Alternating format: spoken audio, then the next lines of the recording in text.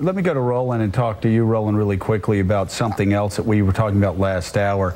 If you're a young black man or a young black woman in America, you can look to the President of the United States, and you can look at the fact that this week, a ceremony for Loretta Lynch, the first female attorney general. You can look to the extraordinary progress, institutional progress, that black Americans have made in this country over the past 50 years. And then you can turn on the TV set and see that black Americans aren't safe walking down the street at times. They aren't safe even going into churches. How does a black parent explain this to a young black child about the state of being black in America in 2015?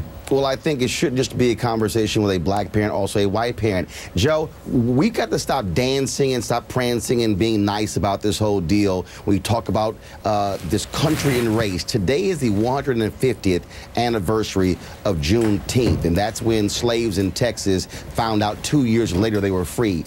The first slaves came to this country 396 years ago.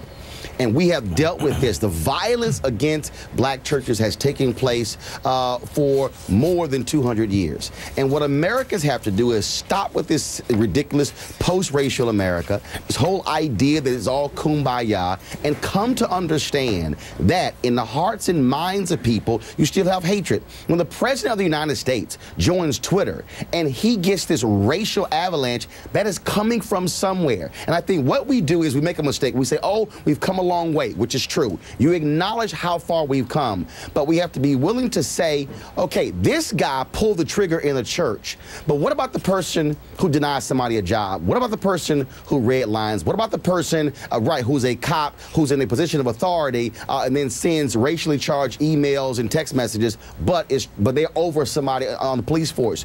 We have to recognize that Jim Crow may have been shut down by the Black Freedom Movement, but Jim Crow had daughters and sons and had granddaughters and grandsons. And when I hear people say, don't bring up the Confederate flag, but when it is a symbol of hate, then you have to deal with it. So confront it, talk about it, challenge ourselves, not just the president.